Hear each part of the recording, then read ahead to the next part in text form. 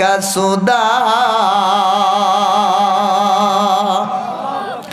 দুনিয়ার মানুষেরা, এই দুনিয়ার মানুষদের অবস্থা দেখলে মনে হয় এই মানুষদের আল্লাহর সামনে দাঁড়াইতে হবে না, আল্লাহর সামনে হিসাব দিতে হবে না। বিষয়টা তা না। আয়াহসাবুল ইনসান, ও দুনিয়ার মানুষেরা, তোমরা কি মনে করেছ আইয়ুতরাকা সুদা, আমি আল্লাহ তোমাদেরকে এমনে এমনি ছেড়ে দিব? মুসলমান, আল্লাহ সুবহানাহু ওয়া তাআলা জানিয়ে দিলেন এই আয়াতের মধ্যে আল্লাহ তাআলা শুধু ঈমানদারদেরকে বলেন নাই, শুধুমাত্র হিন্দুদেরকে বলেন নাই, শুধুমাত্র বৌদ্ধদেরকে বলেন নাই, শুধুমাত্র খ্রিস্টানদেরকে বলেন নাই, শুধুমাত্র কোনো একদল মানুষকে উদ্দেশ্য করে আল্লাহ বলেন নাই। আল্লাহ তাআলা ইনসান শব্দ ব্যবহার করে বলেছেন দুনিয়াতে যত মানুষ আছে সমস্ত মানুষকেই ইনসান বলা হয়, সমস্ত মানুষকেই নাস বলা হয়। আল্লাহ তাআলা বলতেছেন আয়াহসাবুল ইনসান, এই মানুষেরা কি মনে করেছে আইয়ুতরাকা সুদা, তাদেরকে এমনি এমনি ছেড়ে দেওয়া হবে? মানুষ, আমি আল্লাহ মৃত্যুর সময় তোমাদেরকে ধরব, কবরের মধ্যে তোমাদেরকে ধরব, হাসরের ময়দানে তোমাদেরকে ধরব, পুল সিরাতে তোমাদেরকে ধরব। সর্বশেষ যারা আমার কাছে তাদের পরীক্ষায় উত্তীর্ণ হতে পারবে না,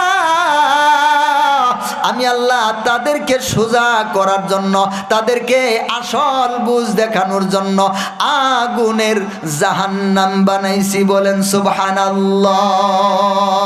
ওই আল্লাহ তাআলা পবিত্র, ওই আল্লাহ তাআলা মহান, যিনি বান্দাদেরকে আগেই সতর্ক করে দিয়েছেন। বলেন আলহামদুলিল্লাহ। আর একটু জোরে বলেন আলহামদুলিল্লাহ। এই আয়াতের ব্যাখ্যার মধ্যে মুফাসসিরিনে কেরাম বিস্তারিতভাবে উল্লেখ করেছেন। বিশেষ করে বর্তমান জামানার জীবিত একজন মুফাসসির আছেন, যিনি পাকিস্তানের মুফতি তকি উসমানী দামাত বারাকাতুহুম, তিনি এই আয়াতের তাওজিহুল কুরআন নামে একটা তাফসির লিখেছেন। ওই তাফসিরের মধ্যে এই আয়াতের একটা সংক্ষিপ্ত ব্যাখ্যা তিনি এভাবে দিয়েছেন, ও দুনিয়ার মানুষেরা, ও দুনিয়ার মানুষেরা, দুনিয়াতে যত জাতি আছো, যত ধর্ম আছো, যত মানুষ আছো, সমস্ত মানুষেরা শোনো। আল্লাহ সুবহানাহু ওয়া তাআলা বলেছেন আয়াহসাবুল ইনসান আইয়ুতরাকা সুদা, তোমরা কি মনে করেছো আল্লাহ তাআলা তোমাদেরকে এমনি এমনি ছেড়ে দিবে? বিষয়টা তা না। আল্লাহ তাআলা তোমাদেরকে একটা উদ্দেশ্য দিয়ে বানাইছে, ঠিক কিনা? আল্লাহ সুবহানাহু ওয়া তাআলা একটা মহান উদ্দেশ্য দিয়ে আমাদেরকে দুনিয়ায় পাঠাইছে, ঠিক কিনা? ওই উদ্দেশ্য যারা পুরো করবে তারা আল্লাহর কাছে পুরস্কারের পাত্র হবে, আর যারা ওই উদ্দেশ্যকে পুরা করবে না ওরা আল্লাহর কাছে তিরস্কারের পাত্র হবে, ঠিক কিনা? আল্লাহ সুবহানাহু ওয়া তাআলা এই আয়াতের মধ্যে জানাইলেন, তকি উসমানী দামাত বারাকাতুহুম বলতেছেন, ও দুনিয়ার মানুষেরা, এই যে আল্লাহ সুবহানাহু ওয়া তাআলা তোমাদেরকে একটা জিন্দেগি দিয়েছেন, এই জিন্দেগিটা তোমরা কিভাবে যাপন করবা, কোন পদ্ধতিতে যাপন করবা? তোমার জিন্দেগি যাপনের পদ্ধতিটা কি হবে? পদ্ধতিটা কি ইহুদিদের হবে, নাকি পদ্ধতিটা খ্রিস্টানদের হবে, নাকি পদ্ধতিটা হিন্দুদের হবে, নাকি পদ্ধতিটা কার মতো হবে? এই জীবনের পদ্ধতিটা কার মতো হবে?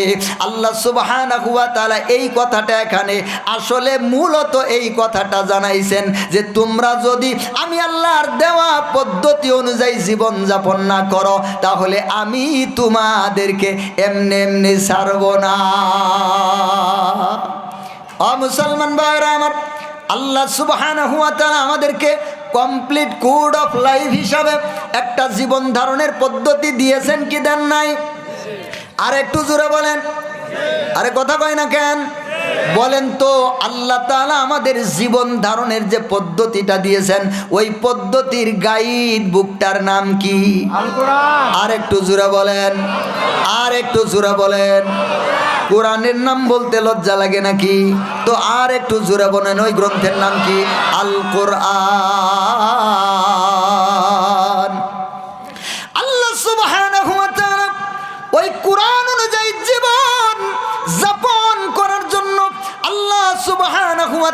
কোরআনটা দিয়েছেন।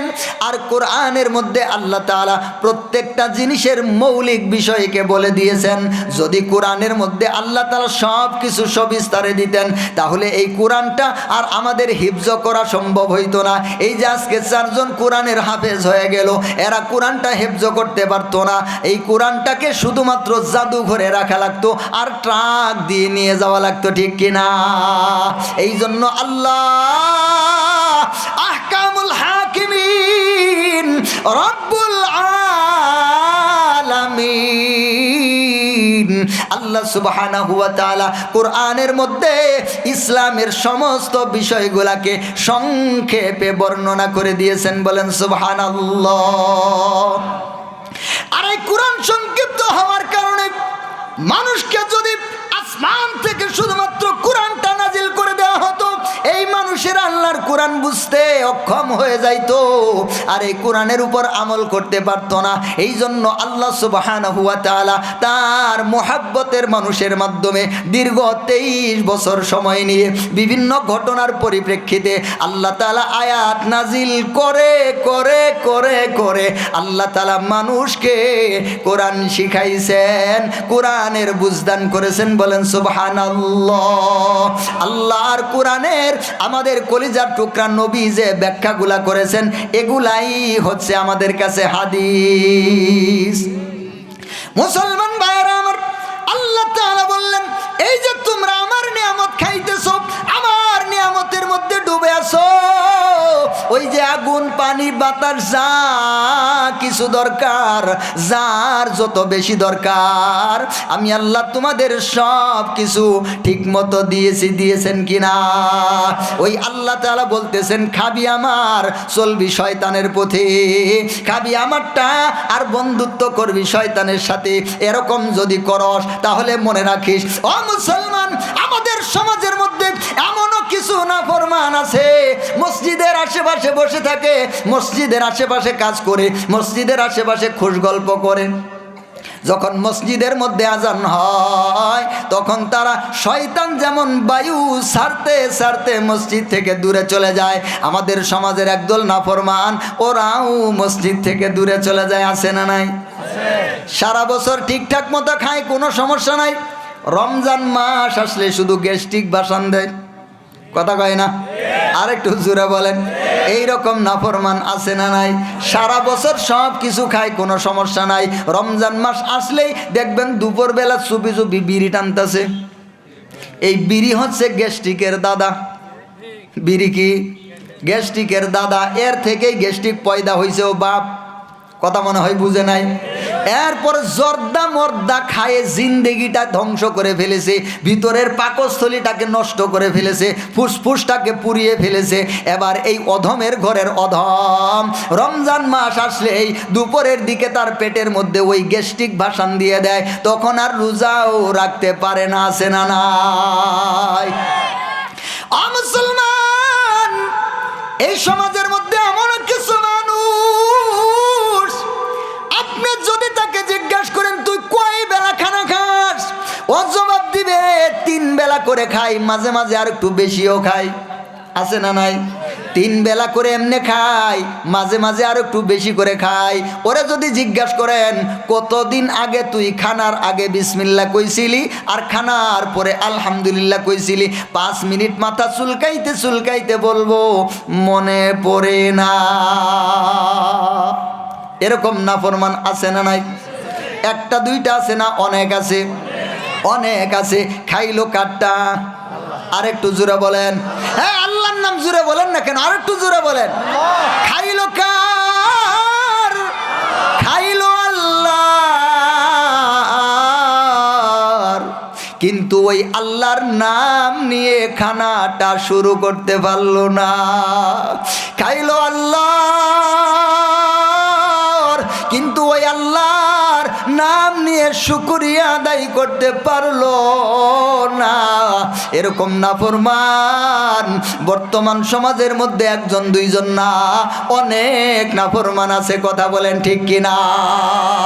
ও মুসলমান, আল্লাহর নবী বলেছেন যদি কোনো ব্যক্তি খানা খাওয়া শুরু করে আর আল্লাহর নাম ছাড়া খানা খায় তো শয়তান তার সাথে শরীক হয়ে যায়। ও মুসলমান, যেই ব্যক্তিটা অনেক দিন পর্যন্ত খানা খাইছে আল্লাহর নাম নিয়ে খায় নাই, ওর সাথে কে খাইছে?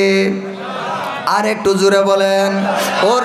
ওর সাথে খাইছে শয়তান। যেই সমস্ত ব্যক্তিরা ঘুমানোর সময় আল্লাহর নাম নিয়ে ঘুমায় না, ওর সাথে ঘুমায় শয়তান। যেই ব্যক্তি ঘর থেকে বের হওয়ার সময় বিসমিল্লাহি তাওয়াক্কালতু আলাল্লাহি লা হাওলা ওয়ালা কুওয়াতা ইল্লা বিল্লাহ এই দোয়া অথবা বিসমিল্লাহ পড়ে বের হয় না, ওর সাথে বের হয় শয়তান। দেখেন, এমনও মুসলমান সমাজে আছে রে 24 ঘন্টা শয়তানকে নিয়ে চলে আসে না না। ও মুসলমান, শুধু তাই নয়, আল্লাহ সুবহানাহু ওয়া তাআলার নবীর থেকে পাওয়া যায়, যদি কোনো ব্যক্তি তার বিবির সাথে মিলিত হয় সেখানেও ওই বিশেষ মুহূর্তে দোয়া আছে না নাই? যেই সমস্ত নাফরমানেরা বিবির সাথে মিলিত হইছে কিন্তু দোয়াটা পড়ে নাই, ওর সাথে শয়তানও সন্তানের মধ্যে শরীক হয়, বলেন নাউজুবিল্লাহ। দেখেন, এই নাফরমান শয়তানকে কত জায়গার মধ্যে নিয়ে গেছে। কোন জায়গায় বাদ দিছে? খাওয়ার মধ্যে শয়তান, ঘোরার মধ্যে শয়তান, ঘুমানোর মধ্যে শয়তান, বিবির কাছে গেছে ওখানেও শয়তান। ও আল্লাহকে বাদ দিয়ে শয়তানের বন্ধু হয়ে গেছে। আরে কথা কয় না? আল্লাহকে বাদ দিয়ে শয়তানের বন্ধু হয়ে গেছে। আল্লাহ তাআলা কি এমনি ছেড়ে দিব নাকি? মুসলমান, আপনি একজন মহিলাকে বিয়ে করেছেন, আপনি কি তাকে বানাইছেন? সৃষ্টি করছেন? সৃষ্টি করছেন কে? আপনি শুধুমাত্র কামাই করে তাকে 4টা ভাত খাওয়ান, আর সে কিন্তু বসে বসে খায় না। আপনি মাঠে কাজ করেন, সে কিন্তু বাড়িতে কাজ করে, এইভাবে কাজ করে নিজে কামাই করে নিজে খায়। তারপরেও একটু যদি এদিক সেদিক হয় আপনি তখন সাথে সাথেই মারামারি শুরু করে দেন আর বলেন আমারটা খাস, আমার কথা শোনস না। বলে কি বলে না? আর একটু জোরে বলেন। এইভাবে বলে তো যে আল্লাহ বানাইছে, সব কিছু দিতেছে, ওই আল্লাহটা খেয়ে যদি কেউ শয়তানের সাথে বন্ধুত্ব করে আল্লাহ তাআলা তাকে ছেড়ে দিব নাকি? এই জন্য আল্লাহ তাআলা বলতেছেন আয়াহসাবুল ইনসান আইয়ুতরাকা সুদা। এই মানুষেরা কি মনে করেছে আমার নিয়ামত খেয়ে শয়তানের সাথে তারা চলে, আমার পথে তারা চলে না, আমার সাথে তারা গাদ্দারি করে, এদেরকে কি আমি এমনি ছেড়ে দিব নাকি? ও মুসলমান, 38 নম্বর আয়াতে 37 নম্বর আয়াতের মধ্যে আল্লাহ তাআলা আরো গুরুত্বপূর্ণ কথা বলতেছেন। আল্লাহ তাআলা বলতেছেন, এ মানুষেরা দেখ, আমি আল্লাহ তোদেরকে কেমনে কি করে দিলাম। তোদের কোনো নাম ছিল না, তোদের কোনো গন্ধ ছিল না, তোদের কোনো পরিচয় ছিল না, তোদের কোনো অবস্থান ছিল না।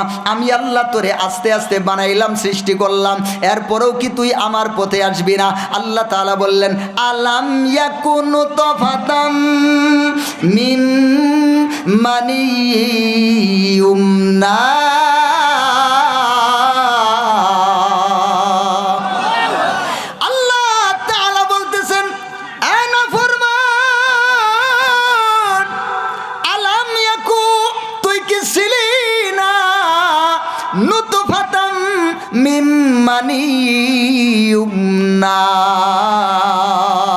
তুই কি এই পুরুষের স্খলিত বীর্যের মধ্য থেকে এক ফোঁটা বীর্য ছিলি না?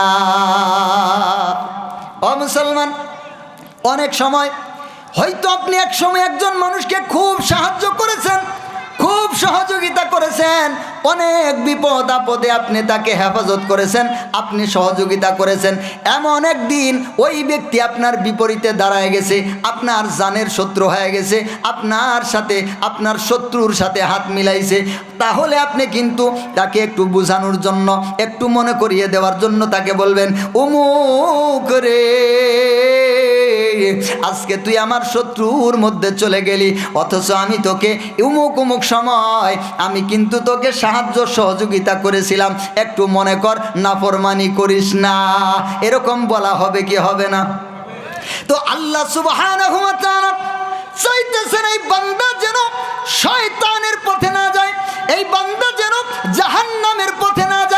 এই বান্দা যেন আমার গোলামিয়তের থেকে বাইরে চলে না যায়, ওই জাহান্নামের কঠিন আগুন এই বান্দার আর সহ্য করতে পারবে না।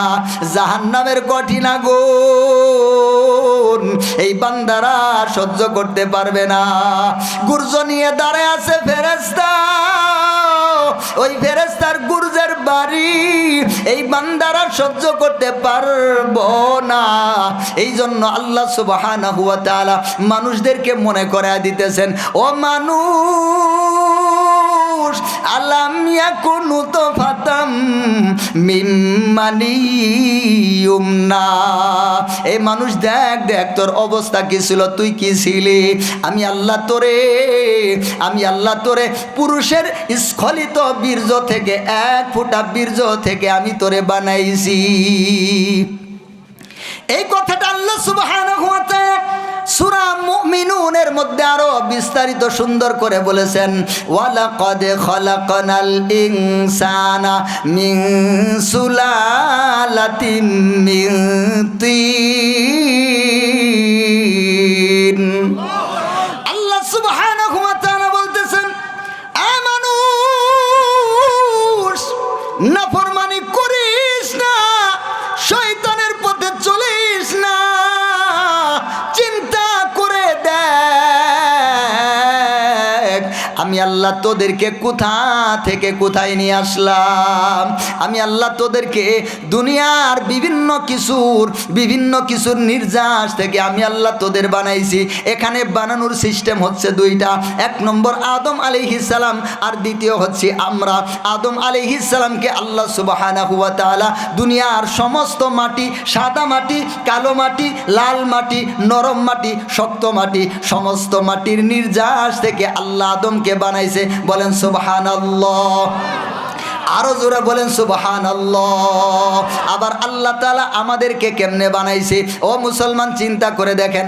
আপনার আব্বা ধান ক্ষেতের চাউল খাইছে, ধান ক্ষেতের ভাত খাইছে, গম ক্ষেতের রুটি খাইছে, আপেল খাইছে, কলা খাইছে, বেদানা খাইছে, যত কিছু দুনিয়ার মধ্যে আল্লাহ দিছে খাওয়া খাদ্য যা আছে, হাঁস খাইছে, মুরগি খাইছে, গরু খাইছে, মহিষ খাইছে, যা কিছু খাইছে আল্লাহ সুবহানাহু ওয়া তাআলা এগুলা পেটের মধ্যে আল্লাহ তাআলা পাকস্থলী বানায়া দিছেন। ওই জায়গায় আল্লাহ তাআলা সমস্ত ব্যবস্থাপনা আগে থেকেই ফিট করে রেখেছেন।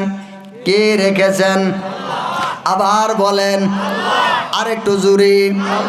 ওই আল্লাহ সব কিছু পেটের মধ্যে ফিট করে রেখেছেন। পায়খানা যায় পায়খানার জায়গায়, প্রস্রাব যায় প্রস্রাবের জায়গায়। আল্লাহ সুবহানাহু ওয়া তাআলা রক্তগুলাকে দেন রক্তের জায়গায়।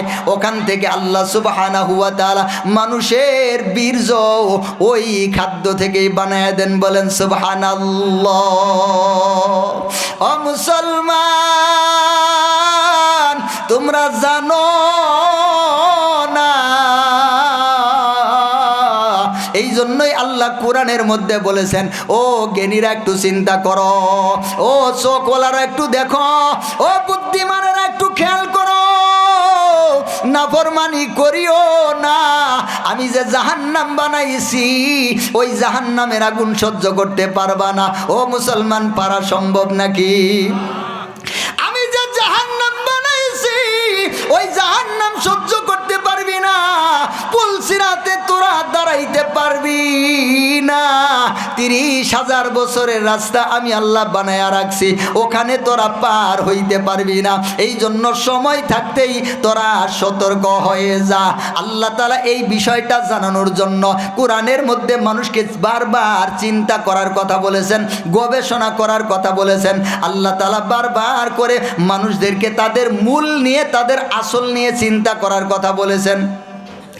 মুসলমান ভাইয়েরা আমার, আল্লাহ সুবহানাহু ওয়া তাআলা ওই যে পুরুষের মধ্যে বিভিন্ন খাদ্য থেকে আল্লাহ সুবহানাহু ওয়া তাআলা মৌলিক উপাদান বানাইছেন, ওই যে বীর্য বানাইছেন, ওখানের মধ্যে আল্লাহ সুবহানাহু ওয়া তাআলা একজন দুইজন নয়, একজন পুরুষের বীর্যের মধ্যে কয়েক হাজার সন্তান থাকে। ও মুসলমান, যারা বুঝে না তাদের কাছে দাম নাই, যারা চিনে না তাদের কাছে দাম নাই। মনে করেন আপনি ওয়াজ শোনার জন্য আসছেন, আপনার ডান পাশে একজন ব্যক্তি বসছে, সমানে সমানে আপনার উপর হেলে পড়ে। একবার আপনি বললেন এই ভাই সরেন, আবার হেলে পড়ছে, বললেন ভাই সরেন, আবার হেলে পড়ছে, বললেন ভাই সরেন। আবার যদি হেলে পড়ে তো আপনি তাকে একটা ধমক দিয়ে বলছেন হাত মিয়া, ওয়াজ শোনার জন্য আসছেন না ফাজলামি করার জন্য আসছেন? নিজে ওয়াজ শুনবেন না, আরেকজনকেও শুনতে দিবেন না, দিছেন 3 কিলোমিটারের একটা ধমক। এবার সে বলতেছে ভাই রে রাগ করিয়েন না, ধমক দিয়েন না, আমি হইলাম এই থানার ডিবি পুলিশের লোক, এই ওয়াজ শোনার জন্য এখানে কোনো সমস্যা আছে কিনা এটা দেখার জন্য আসছি, বলেন তো আপনার ধমক আছে না গেছে? আরে কথা কয় না কেন? ঘুমাইছেন নি? পিছনেরা ঘুমাইছেন? একটু জবাব দিয়েন। এখন কি আপনার ধমক আছে না গেছে গা? ধমক কেন গেল গা? কি কারণে গেছে? এই জন্য ধমক গেছে যে এর আগে আপনি তাকে চিনেন নাই, এবার আপনি চিনছেন। সে যদি চায় আপনাকে এখনই হ্যান্ডকাপ লাগাইয়া বলবে তোর কাছে মাদক পাওয়া গেছে, যা থানায় তাড়াতাড়ি আয়। ও মুসলমান, কিছুক্ষণের মধ্যে পিটাইয়া লাল করে দিতে পারে, ঠিক কিনা? ওই যে 30 সেকেন্ড আগে আপনি তাকে ধমক দিছিলেন, 30 সেকেন্ড পরেই বলতেছেন ভাই সমস্যা নাই, যদি আপনার দরকার হয় আপনি আমার উপরে ঘুমান, ঠিক কিনা? ও মুসলমান, 30 সেকেন্ড আগে আপনি এত বড় ধমক দিলেন, 30 সেকেন্ড পরে আপনি আপনার উপরে ঘুমাইতে বলতেছেন, কারণ কি? 30 সেকেন্ড আগে তার পরিচয় আপনার জানা ছিল না, এখন আপনি তার পরিচয় জানছেন, এই জন্য এবার তার ক্ষমতা সম্পর্কে জানছেন, পাওয়ার সম্পর্কে জানছেন, আপনার ভিতরে ভয় সৃষ্টি হয়েছে, এই জন্যই আপনার সুর পাল্টে গেছে, ঠিক কিনা? ও মুসলমান, যেই সমস্ত ব্যক্তিরা আল্লাহকে চিনে, আল্লাহর জাহান্নামকে চিনে, আল্লাহর কোরআন পড়ে, রাসূলের সুন্নাহ পড়ে, যারা আখিরাতকে চিনে, যারা কবরকে চিনে, যারা হাসরকে চিনে, যারা মিজানকে চিনে, যারা পুলসিরাতকে চিনে, তারা আল্লাহর সাথে নাফরমানি করতে পারে না। ও মুসলমান, আপনারা শুনেছেন হযরত উসমান রাদিয়াল্লাহু তাআলা আনহু জান্নাত জাহান্নামের কথা শুনে এত বেশি কাঁদতেন না যত বেশি কবরের কথা শুনে তিনি কাঁদতেন, ঠিক কিনা? কবরের কাছে গেলে উসমান রাদিয়াল্লাহু তাআলা আনহু কাঁদতে কাঁদতে তার গাল বেয়ে পানিগুলা পরে পরে দাড়ি ভিজে, জমিনটা ভিজে যাইতো। ও মুসলমান, অন্যরা জিজ্ঞাসা করতো উসমান জান্নাত জাহান্নামের কথা শুনেও তুমি এত কান্দো না, কিন্তু কবরের কথা শুনে তুমি এত কান্দো কেন? উসমান রাদিয়াল্লাহু তাআলা আনহু জবাব দিতেন, ও মুসলমান ভাই, এই কবর হচ্ছে প্রথম ঘাঁটি। কেউ যদি এই কবর থেকে মুক্তি পায়, আশা করা যায় তার মুক্তি মিলবে। আর কেউ যদি কবরের মধ্যে ধরা খায়, তাহলে তার সামনে কঠিন থেকে কঠিন হবে, বলেন নাউজুবিল্লাহ। ও মুসলমান, এই জন্য যারা আল্লাহকে চিনে, তারা আল্লাহকে মানে, তারা নামাজ পড়ে, তারা রোজা রাখে, তারা আল্লাহর পথে চলে। আর যারা আল্লাহকে চিনে না, যারা আল্লাহকে বুঝে না, ওরাই সমাজের মধ্যে নাফরমানি করে, ঠিক কিনা? ও মুসলমান ভাইয়েরা আমার, এই জন্য আল্লাহ সুবহানাহু ওয়া তাআলা তার কোরআনের মধ্যে সব বিষয়গুলো জানাই দিলেন। চিন্তা কর, ফিকির কর, বুঝে দেখ, না বুঝলে বুঝে নে, আমি আল্লাহকে কি ছিলি তুই, কি দিলাম আমি, কেমনে আমি আল্লাহ তোরে সব কিছু দিলাম, এরপরেও কিভাবে আমার সাথে নাফরমানি করস। এই জন্য আল্লাহ তাআলা জানায়া দিলেন, আলাম ইয়াকু, এ মানুষ তুমি ছিলা কিনা, এ মানুষ তুমি তো ছিলা, আলাম ইয়াকু নুতফাতাম মিম মানি ইউমনা, তোমার বাবার মনির মধ্য থেকে সামান্য একটু অংশ ছিলা তুমি। আল্লাহ তাআলা জানায়া দিলেন, ও মুসলমান ভাইয়েরা আমার, এখন বিশ্ব অনেক অগ্রসর হয়ে গেছে, অনেক বিজ্ঞানী বের হয়ে গেছে, অণুবীক্ষণ যন্ত্র আবিষ্কার হয়ে গেছে। একজন পুরুষ মানুষের কাছ থেকে যতটুকু বীর্য স্খলিত হয়, ওখানের মধ্যে বিজ্ঞানীরা ডাক্তারেরা বিষয়গুলোকে গবেষণা করে দেখেছেন, ওখানে একসাথে হাজার হাজার সন্তান বের হয়ে যায়। ও মুসলমান, হঠাৎ যদি একদিন ঘুমের মধ্যে আপনার আব্বার সমস্যা হয়ে যাইতো আর ওখান থেকে যদি আপনি বের হয়ে যাইতেন, আজকে দুনিয়ার বাতাস দেখা যাইতো নাকি? কিন্তু আল্লাহ তাআলা আপনাকে ওইভাবে বের করে দেন নাই। আল্লাহ তাআলা আপনাকে সংরক্ষণ করেছেন আপনার বাবার ভিতরে। আপনার আব্বার সাথে আপনার আম্মা যখন মিলিত হয়েছে, আল্লাহ সুবহানাহু ওয়া তাআলার কুদরত দেখো মানুষ, আল্লাহর কুদরত দেখো মানুষ, আল্লাহর কুদরত চিন্তা করো মানুষ। একজন পুরুষ যখন তার বিবির সাথে মিলিত হয়, একসাথে কয়েক হাজার সন্তান তার বাবার ভিতর থেকে বের হয়ে তার মায়ের ডিম্বাণুর দিকে ছুটে পড়ে। বলেন সুবহানাল্লাহ। কতজন? একজন, দুইজন, 100, 200, আরে 1000, 2000 না, কয়েক হাজার হাজার হাজার ছেলে মেয়ে একজন পুরুষের কাছ থেকে একবারে বের হয়। এদের মধ্যে থেকে দৌড় প্রতিযোগিতা হয়। যে যার আগে দৌড়ে গিয়ে মায়ের ডিম্বাণুর সাথে সাক্ষাৎ করতে পারে, মায়ের ডিম্বাণু তার মুখটাকে খুলে দেয় আর সে তখন প্রবেশ করে, মায়ের ডিম্বাণু তখন মুখটাকে বন্ধ করে দেয়। এরপর আল্লাহ তাআলা ধাপে ধাপে ধাপে ধাপে মানুষ বানায় দেন। বলেন সুবহানাল্লাহ। ও মুসলমান, আপনি যেদিন আপনার বাবার কাছ থেকে মায়ের কাছে এসেছিলেন, বলেন তো একা নাকি কয়েক হাজার আসছিলেন? আপনার সাথে আপনার কয়েক হাজার ভাই বোন একসাথে দৌড় দিয়েছিলেন। আল্লাহ তাআলা ওখান থেকে আপনাকে ফার্স্ট করে দিয়েছেন। বলেন সুবহানাল্লাহ। ও মুসলমান, আল্লাহ যদি সেই দিন আপনাকে সেকেন্ড করে দিত, তাহলে আপনি কোথায় চলে যাইতেন? হুক খবর থাকতো নি। আরে কথা কয় না কেন? আর একটু জোরে বলেন। আলোচনা ছেড়ে দিব নাকি? তো একটু কথাবার্তা বলিয়েন। ও মুসলমান, চিন্তা করার জন্য আল্লাহ তাআলা বলেছেন, যদি চিন্তা না করি আমরা আল্লাহকে চিনতে পারবো না, আর আল্লাহকে না চিনলে আল্লাহকে মানতেও পারবো না। আমাদের অন্তরের মধ্যে আল্লাহর ভয় আসবে না, তখন আমরা নাফরমান হয়ে কবরে যাব। আর নাফরমান হয়ে কবরে গেলে জাহান্নামের লাকড়ি হওয়া ছাড়া আর কোনো উপায় থাকবে না, ঠিক কিনা? ও মুসলমান, দেখেন মজার কথা শুনেন। ডাক্তারেরা পুরুষ মানুষের বীর্যকে পরীক্ষা করেছে, পরীক্ষা করে দেখেছে, আপনারা ব্যাঙের পোনা দেখছেননি? ব্যাঙের পোনা, ব্যাঙের বাচ্চা ডিম থেকেই যখন সেটা বের হয়, মাথার দিকে থাকে মোটা আর নিচের দিকে থাকে, পিছনের দিকে থাকে একটা লম্বা লেজ, ঠিক কিনা? ও মুসলমান, আপনারা তো যুবক মানুষ অনেকে আছেন। এখন হচ্ছে সোশ্যাল মিডিয়ার যুগ, এখন হচ্ছে ইন্টারনেটের যুগ। আপনারা ইউটিউবের মধ্যে যদি সার্চ করেন বীর্য কিট অথবা স্পার্ম, তাহলে সেখানে আপনারা ভিডিও আকারে দেখতে পারবেন আপনি কেমন ছিলেন, আপনি কেমন ছিলেন, কি ছিলেন, আপনি নিজের চোখে দেখতে পারবেন। দেখেন, ডাক্তারেরা নাম দিছে বীর্য কিট। কিট শব্দের অর্থ হচ্ছে পোকা। কিট শব্দের অর্থ কি? আর একটু জোরে বলেন। কিট শব্দের অর্থ হচ্ছে পোকা। তো আপনি জীবনের শুরুতেই আপনার নাম ছিল পোকা।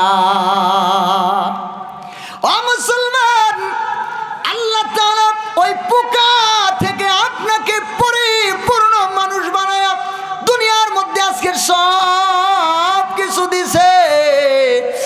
আর আপনি দুনিয়াতে আসি আজকে ক্ষমতা পায়া ওই আল্লাহকে দিতেছেন ধোঁকা। আপনি ছিলেন পোকা, মানুষ বানাইলো কে? আর একটু জোরে বলেন কে? আর একটু জোরে বলেন কে?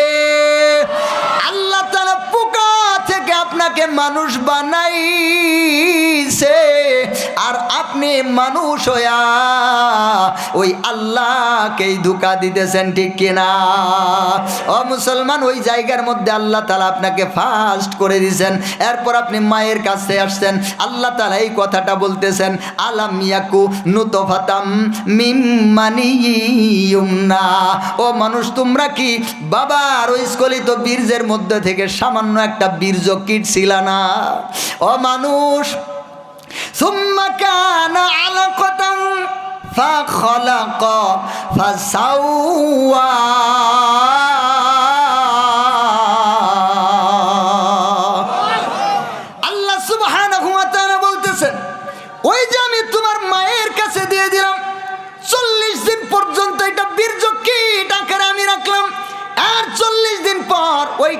আমি আলাক বানাইলাম। আলাক কি বানাইলাম? আর একটু জোরে বলেন। আমি আল্লাহ ওইটাকে আলাক বানাইলাম। আলাক শব্দের অর্থ হচ্ছে রক্তপিণ্ড। এর 40 দিন পর আমি আল্লাহ তোমারে আলাক বানাইলাম, রক্তপিণ্ড বানাইলাম। এর 40 দিন পর আমি আল্লাহ তোমাকে গোস্তের টুকরা বানাইলাম, গোস্তপিণ্ড। এরপর আমি আল্লাহ ওর ভিতরে তোমার হাড্ডি তৈরি করে দিলাম। এরপর আল্লাহ তাআলা চামড়া দিয়ে, আমি আল্লাহ চামড়া দিয়ে ওই হাড্ডিগুলাকে ঢেকে দিলাম। এরপর নাকের জায়গায় নাক, কানের জায়গায় কান, চোখের জায়গায় চোখ। তোমাকে আমি যেমনে চাইছি ওই রকম পরিপূর্ণ একটা মানুষ বানাইয়া দুনিয়াতে আমি আল্লাহ দিয়েছি। বলেন সুবহানাল্লাহ।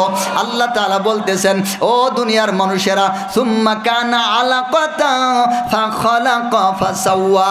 এরপর আমি তোমাকে আলাক আকারে বানাইলাম। এরপর আমি তোমাকে পরিপূর্ণ করে সৃষ্টি করে দিলাম।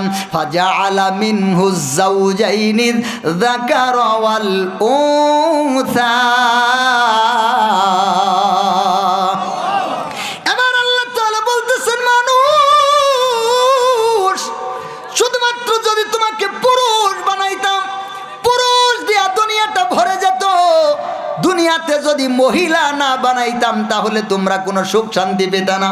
যেমন আমাদের পিতা আদম জান্নাতের মধ্যে যখন ছিলেন, জান্নাতের সব কিছু খায়, শুধু খায় আর ঘুমায়, আর কোনো কাজ নাই, কিন্তু তার অন্তরের মধ্যে ভালো লাগে না। কি লাগে না? ভালো লাগে না। খাওয়া আছে, ঘুম আছে, চলা আছে, হাঁটা আছে, ফেরা আছে, সব কিছু আছে, কিন্তু আল্লাহ সুবহানাহু ওয়া তাআলা মানুষের মধ্যে যে আরেকটা চাহিদা দিয়েছেন, ওই চাহিদা যতক্ষণ পর্যন্ত পূরণ না করতে পারবে এই মানুষের অন্তরের মধ্যে ততক্ষণ পরিপূর্ণ শান্তি মিলবে না। এই জন্য আমাদের পিতা আদম জান্নাতের মধ্যেও ছটফট করছে, আর একদিন আল্লাহ তাআলা তাকে ঘুম পড়াইয়া দিয়েছেন। এরপর আল্লাহ সুবহানাহু ওয়া তাআলা তার অংশ থেকে আমাদের মা হাওয়াকে বানায়া দিছে। বলেন আলহামদুলিল্লাহ। এবার আল্লাহ তাআলা বলতেছেন, মানুষ, আল্লাহ সুবহানাহু ওয়া তাআলা 39 নম্বর আয়াতের মধ্যে ওই কথাটা বললেন, ফাজআলা মিনহুজ যাওজাইনির যাকারা ওয়াল উনসা। আমি আল্লাহ তোমার সঙ্গী হিসেবে হয়তো পুরুষের জন্য মহিলা সঙ্গী বানাইলাম, আর নয়তো মহিলার জন্য আমি আল্লাহ পুরুষ সঙ্গী বানাইলাম। বলেন সুবহানাল্লাহ।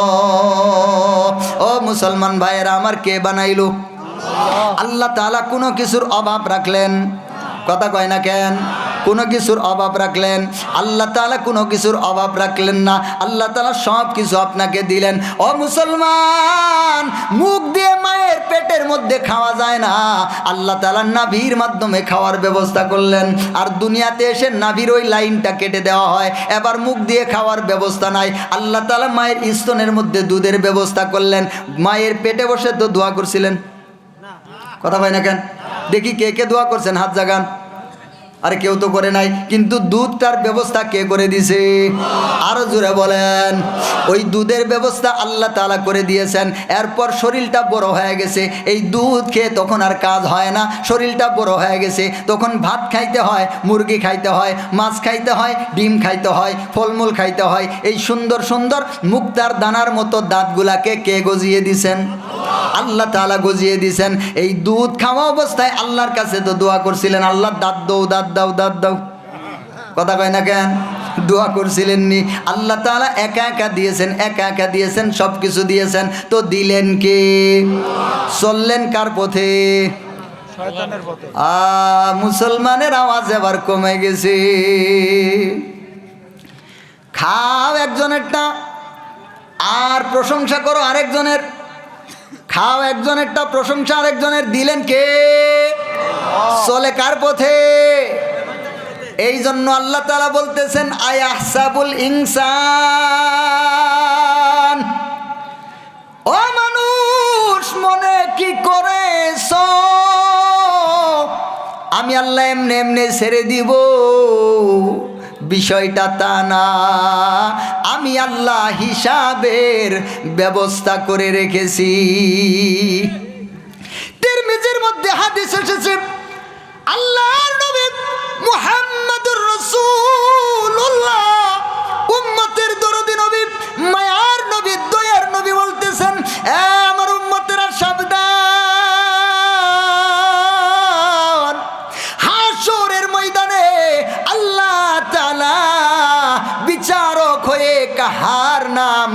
করে তিনি তার আরশের উপর সমাসীন হয়ে যাবেন। মানুষেরা রে, আল্লাহ তাআলা 3টা প্রশ্ন করবেন সেদিন। এই 3টা প্রশ্নের জবাব যদি না দিতে পারো রে, সরাসরি জাহান্নামে নিক্ষিপ্ত হবা। বলেন নাউজুবিল্লাহ। আল্লাহর নবী বলতেছেন, হে দুনিয়ার মানুষ, আল্লাহ সুবহানাহু ওয়া তাআলা সর্বপ্রথম এই মানুষদেরকে জিজ্ঞাসা করবেন, এ মানুষের ইয়া ইবনে আদম আতাইতুকা ওয়া খাওয়ালতুকা ওয়া আনআমতু আলাইকা মাযা সানাতা ফিহা। আল্লাহর নবী জানায়া দিয়েছেন, এই আমার উম্মতেরা সাবধান, আল্লাহ তাআলা এমনি এমনি দুনিয়াতে তোমাদেরকে দেন নাই। আল্লাহ তাআলা আবার হাসরের ময়দানে কিন্তু ধরবেন। আল্লাহ তাআলা 1 নম্বর প্রশ্ন করবেন, ইয়া ইবনে আদম। দেখেন ওই আয়াতের মধ্যে আল্লাহ তাআলা বললেন আইয়াহসাবুল ইনসান, আল্লাহ তাআলা সবাইকে উদ্দেশ্য করে বললেন, শুধুমাত্র মুমিনদেরকে উদ্দেশ্য করে বলেন নাই। এই হাদিসের মধ্যেও দেখেন আল্লাহর নবী বলতেছেন, আল্লাহ তাআলা জিজ্ঞাসা করবেন, ইয়া ইবনে আদম, এ আদমের সন্তান, এ আদমের সন্তান। বলেন তো হিন্দুরা কার সন্তান? বৌদ্ধরা কার সন্তান? আরে আমাদের আব্বার নামটা একটু জোরে বলতে পারেন না? আবার অনেকেই তো বাবাকে, খাজা বাবাকে খুব জোরে ডাকতে পারে, আছে না নাই? আছে না নাই?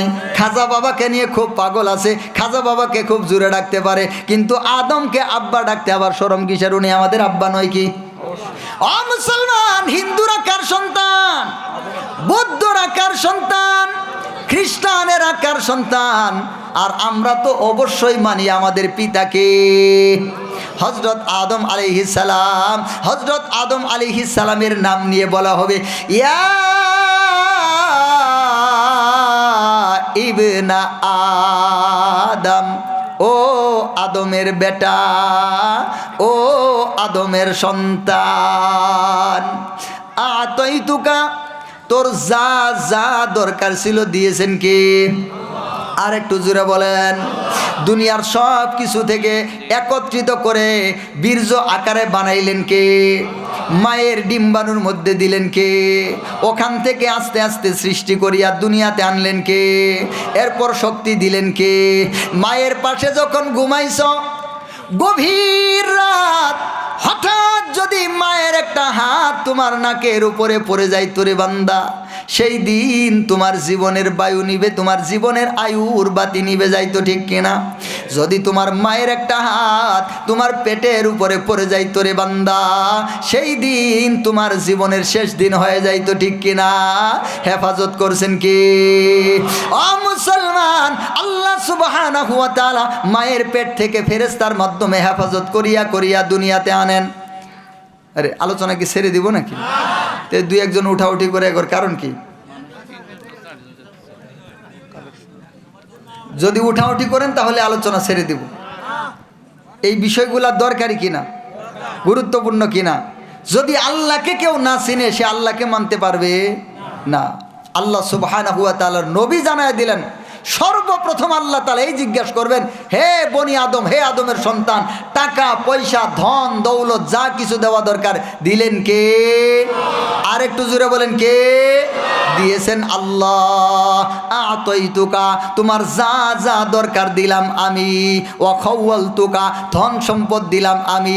শুধুমাত্র ধন সম্পদ দিয়েই ক্ষান্ত হয় নাই, এই ধন সম্পদ রক্ষণাবেক্ষণের জন্য আমি আল্লাহ চাকর বাকরের ব্যবস্থাও করে দিয়েছি।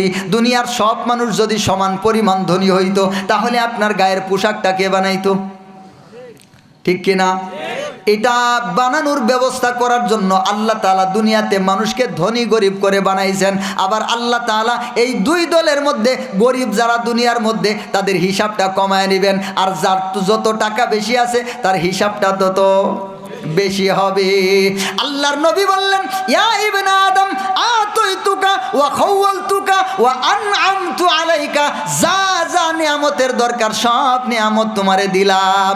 মাযা সানাতা ফিহা, তাহলে এবার আমার কাছে বল, তুই আমার কাছে কি নিয়ে ফিরে এসেছিস?